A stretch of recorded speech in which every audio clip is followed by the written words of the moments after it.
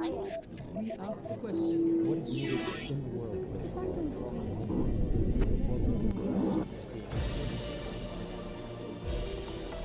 Another hammer blow to Palestinians in Israeli jails. In a decision by Parliament last week, it's now legal to force-feed Palestinian prisoners on a hunger strike, a move that highlights how Palestinian prisoners are treated and how those defending them are facing difficult odds. One of those lawyers is Lea Tsemel. In a career spanning more than 4 decades, she is still a rarity in Israel. Her clients are almost exclusively Palestinian, men, women, and increasingly children, who are tried in Israeli courts for alleged crimes ranging from stone throwing to attempted suicide bombings.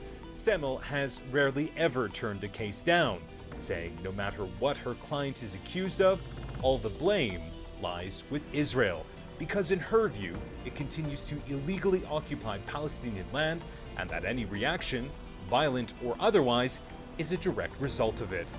Born in Haifa in 1948 to pro-Zionist parents, Tsemel worked as a volunteer for the Israeli army during the 1967 war, an experience she says that drove her into political activism and a career in law. Tsemel's legal career has been marked by, in her own words, major failures, but also important successes. Still, her defense of Palestinians remains deeply controversial in Israel, even leading to death threats. But as she talks to Al Jazeera, Lea Tsemel says nothing will prevent her from fighting for the rights of Palestinians. Lea Tsemel, thank you for talking to Al Jazeera.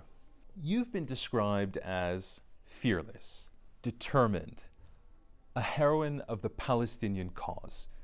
You've also been described as a terrorist sympathizer, a traitor, and a self-hating Jew.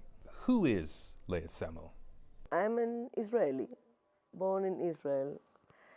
I am a Jew. I am not a self-hating Jew.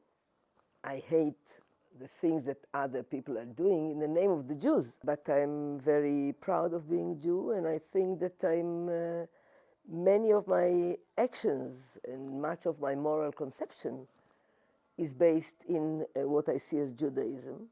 You are also a lawyer. You've been practicing law since 1972, and you've been representing Palestinians since then. What compels you to go into court nearly every day to fight for Palestinian rights? First of all, the anger is a very, very deep component of this drive, because I cannot accept this reality.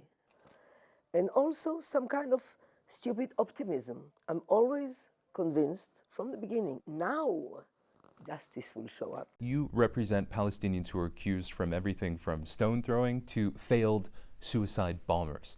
As a lawyer, has there ever been a case involving Palestinians that you just couldn't take? I believe that people who are under occupation have the right to fight it. I do not see myself, being an Israeli, as the right person to criticize the Palestinians morally, to give them descriptions. This is right, this is wrong, what should you do? No. I think that I will not represent a collaborator, a Palestinian who collaborates with Israel, who is selling, in so many words, his people to the occupation. Even questionable cases, and even cases that have brought about a lot of anger towards me from the Israeli public, even cases where I was criticized again and again, I would go on and represent. Just for instance, the last very recent case of a young person from a refugee camp near Nablus who stabbed an Israeli soldier in the train station in Tel Aviv. The soldier was killed. And I said, of course, I will represent him, yes, of course. And I received a very terrible, frightening attack on behalf of so many right-wing Israelis. They even opened a special site on the net in order just to curse me, to that extent that I even had to file a complaint in the police, which is not very regular. When you face death threats, how do you continue to do what you do knowing that there are people out there who want to see you dead? I told you, the stupid optimism, perhaps. And it is stronger. That need is probably stronger than fear.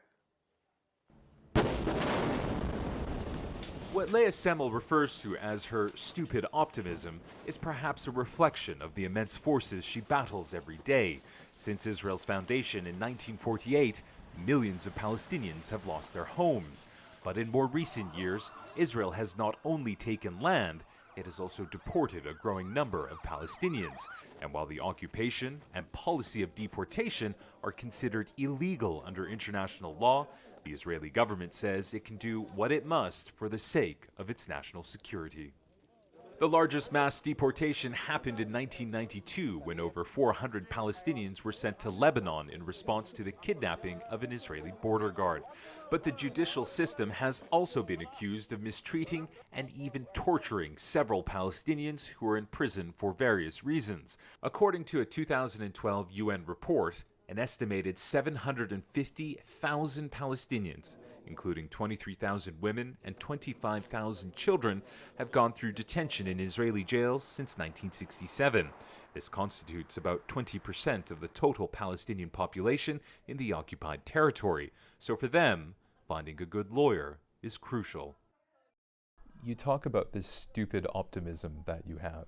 There are cases, and although you've said there are many cases that you've lost, there are very significant cases, what have been described as landmark cases here in Israel that you have been involved in, that you've won. Prisons in the north of the country which were not being monitored and resulted in the government and intelligence agencies having to be very clear about what was going on in these prisons.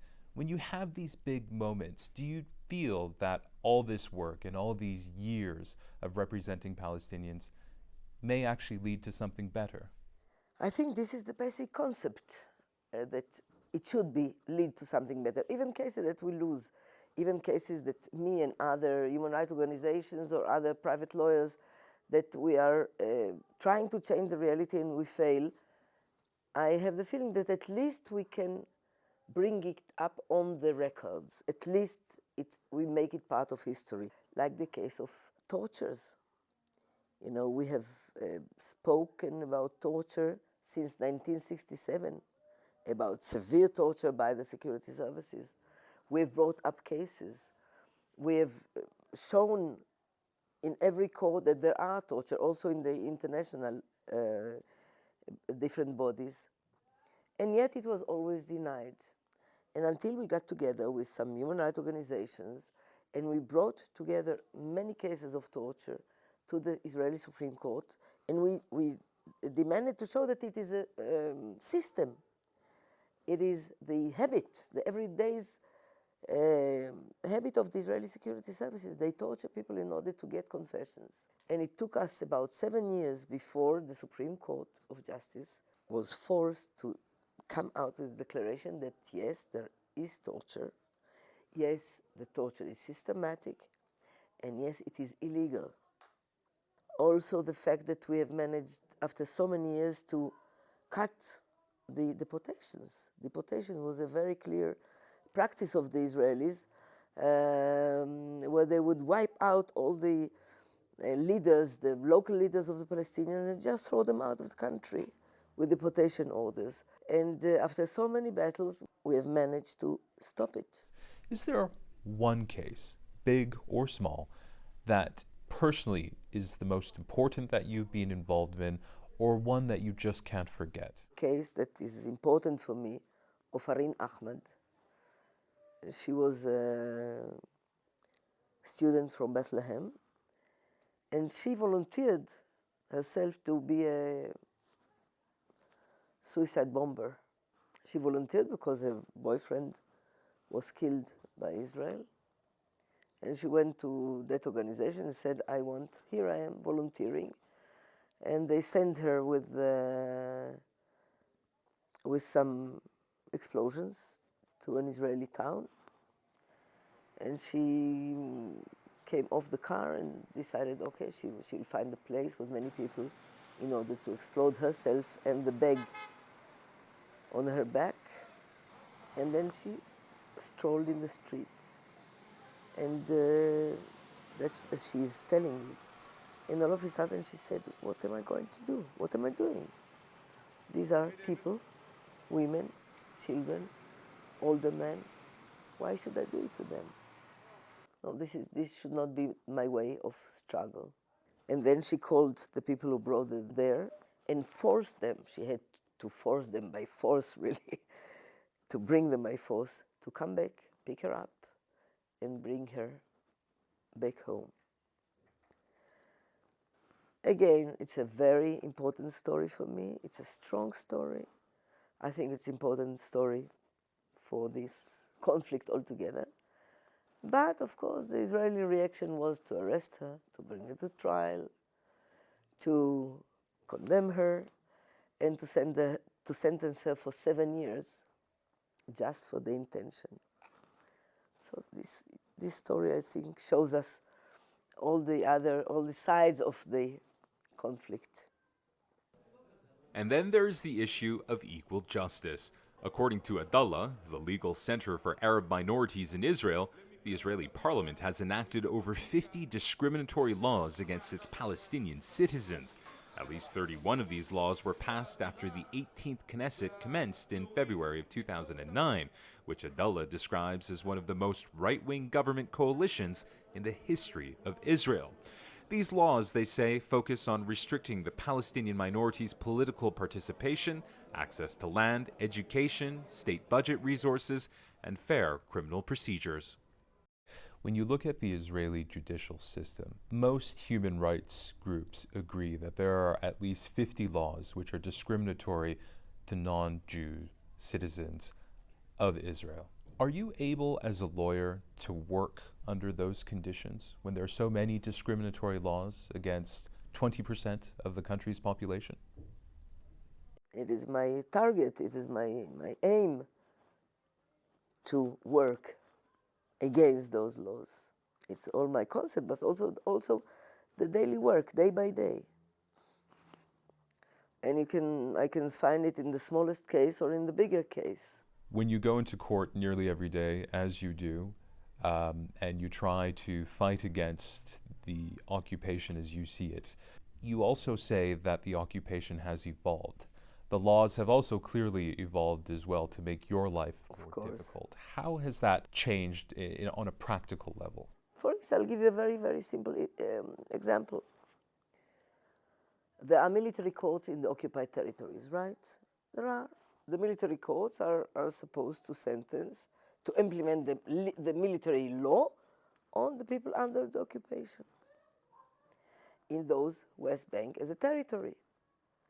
But in the territory there are also settlements. And also settlers are committing offenses. And also settlers are committing even offenses against the soldiers. Very similar offenses that the Palestinians are doing. Because when we are talking about Palestinian youngsters who are throwing stones on the soldier on the way to Bethlehem, for instance, on those settlements where the settlers are with some debate with the army, the young settlers will also throw stones. So, presumably, at the beginning, they used to be brought to the same courts because they are in the same territory. But since bringing them together to the same court would create a discrimination, there is a set of punishments that are aimed at the Palestinians and a different set of punishments and remedies that are aimed at the Israelis. They cannot be in the same court. So they took a decision, a legal decision, to separate those systems. That they can decide that an Israeli citizen who lives in the same occupied territory would be sentenced in an Israeli court and receive the pampering, perhaps a relation of the Israeli court, Israeli justice towards him, and the Palestinian from the same territory would be brought to a military court and get the very severe and harsh conduct from the military court. When you see these differences in cases and you stand before various judges, whether in a military court or in a civilian court, and you see how the cases are dealt with on a case-by-case basis, and you see the disparity between how the Palestinians are treated and how Israeli citizens are treated. How does that make you feel as a lawyer, as a person, as an Israeli? I'm very angry. I find day by day new reasons to act. In a way, it fills me with energy, not despair. You've been quoted as saying that growing up in Israel, you were what you described as a light Zionist. But that changed in 1967 during the Six-Day War when Palestinian territories were captured. What changed for you after that conflict? I was a student at the time in the Hebrew University in Jerusalem. I was studying law. And then when the war broke, I would say now, we were led to believe that it is a war for the life of this country. And then when we won the war, I was happy because I thought, now there is an opening with all this. We are everywhere. I saw all those occupied, now we call it occupied territories, but what was then Jordan and the West Bank and the Gaza Strip here, we can now bring about some change. And I think I had this illusion that this is what our policy was, that this is what Israel is all about, peace-seeking. And that we will use this opportunity. And I think that the first time when I realized it's not going to be a peace solution. And then when a student from my law class, a Palestinian student, Israeli, was detained, I had another bigger question mark. How come he's been detained with these laws that we have studied in the university, that they are backward laws and they are from the mandate time, and we really criticize this in the faculty. But he was detained and he was held administratively, which forced me to start asking questions. And then I went on and on asking questions while the occupation was still at its beginning.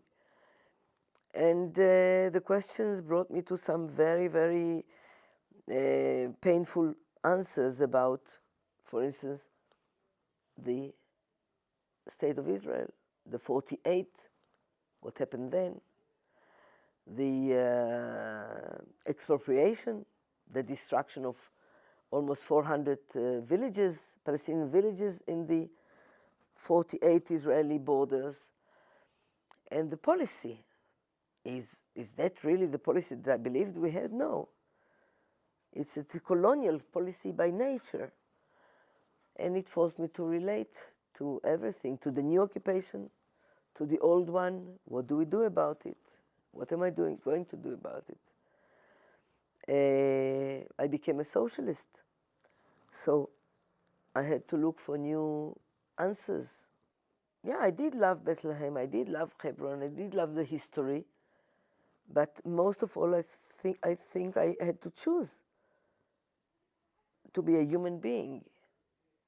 But then I'm talking about 82, later on also the war in Lebanon brought about some recognition amongst the youngsters in Israel that something is wrong about this country. Why do you think that conflict changed things on the ground so much? I think it brought upon polarization.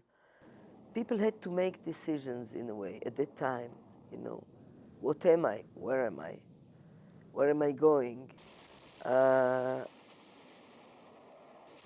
Realizing that you can talk about eternal war or about some possibility of a peace. And I thought that the failure in the Lebanese war taught the Israelis at that time that yes, we can fail, we can lose, and the future is not so bright after all. Last March, Benjamin Netanyahu won his fourth term as Israel's prime minister. His far-right Likud party gained 30 seats in parliament, 6 more than its main competitor, the centrist Zionist Union, headed by Isaac Herzog. But around 1.7 million Palestinians carry Israeli citizenship and live in cities and towns and villages across Israel. So, who did they vote for? Most of them cast their ballot for the Joint Arab Coalition, an electoral alliance of 4 Palestinian majority parties, also known as the Joint List. The coalition won 13 of 120 seats, becoming the third largest bloc in the parliament. This success was due in part to the mobilization of almost 2/3 of the Palestinian citizens who went to the polls, a rise of almost 10% from the previous election. The union, it says, wants to tackle racism and the Israeli occupation of Palestinian territories, reduce violence in Arab communities, boost the employment of women, recognize unregistered Bedouin communities in the Negev region, and provide public transport to all Arab towns. And one of their candidates was Lea Tsemel. Let's talk about today. You mentioned the March 17th general election, in which the Prime Minister, Benjamin Netanyahu, surprised everybody by a very stunning electoral success, winning far more seats than anyone would have predicted his right-wing Likud party would. Yeah. What do you think that says about Israel in 2015? No, it says what it said before, that very many, the majority of the Israeli Jews are right-wing. They are blind and deaf, I would say, to their own future, to their possibility to live here. And they are misled by fear and by false promises. But this is really what the majority think. I see it as my failure and the failure of my friends to change the atmosphere and the reality, of course. For Israeli Palestinians, there was a bright spot to all of this, which was the Joint List, Of course. in which 4 Palestinian parties joined forces, ran together, and won a historic number of seats, becoming the 3rd largest force in the parliament. Yes. What do you make of the Joint List? First of all, I'm really very proud. And I'm also even more proud to be number 20 on the list. I was honored to be included in the list. And I thought it's really a sign of what could be in the future of this country. That a list that talks about equality to the Palestinian citizens of this country. A list that talks about the possibility of getting rid of this occupation in this way or another. And it opens, I hope, new possibilities. How do you think that will affect or change things on a practical level, given you now have this force inside Israel's parliament? There are, as you mentioned, a series of laws that are, for me, unbearable. Laws that discriminate between Jews and Arabs in this country. Laws that are limiting even the family life of Palestinians. And I hope that this force will enable, first of all, in the parliament, the change of those laws, those discriminating laws. Laws that forbid the Israeli Palestinians from living in special townships. Laws that are cutting families of Palestinians who marry a Palestinian from the West Bank or from other Arab countries, and makes it impossible for a family reunification process. Laws that are limiting the right of Palestinians to acquire land, use land, the unknown villages, etc. I think here there is a practical and immediate hope for change. But you're hopeful for the future, not only of Palestinians, but also of Israelis? Yes. Yes, I mean, I don't see another future. This is the only future I can see. Lea Tsemel, thank you for talking to Al Jazeera. Yeah, welcome.